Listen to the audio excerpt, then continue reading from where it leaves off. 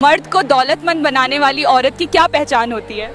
जो शुक्रगुजार और सादगी पसंद हो। माशाल्लाह।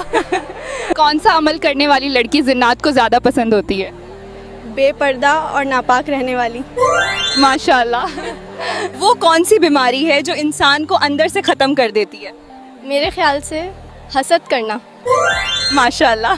दुनिया का सबसे बड़ा कब्रिस्तान किस मुल्क में है? मेरे ख्याल से इराक में।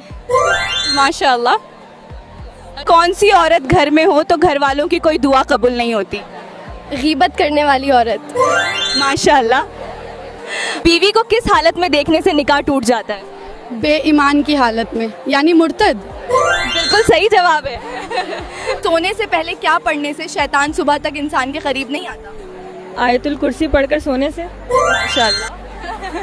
कौन सी सूरा पढ़ने से बदजुबान औरत की बदजुबानी दूर होती है? सूरह शम्स। माशाल्लाह, सही जवाब है। औरत के जिस्म का कौन सा हिस्सा ज्यादा गुनाह करता है? मेरे ख्याल से जुबान है। माशाल्लाह, सही जवाब है। किस चीज़ की समझ आ जाना सच्चे मोमिन होने की निशानी है? नेकी और बुराई की। बिल्कुल सही जवाब है। कौन सी मिट्टी जिस्म पर लगने से फरिश्ते दुआ करते हैं? मेरे ख्याल से सजदे की मिट्टी। माशाल्लाह, सही जवाब है। सदके में कौन सी चीज़ देने से मुसीबत जल्दी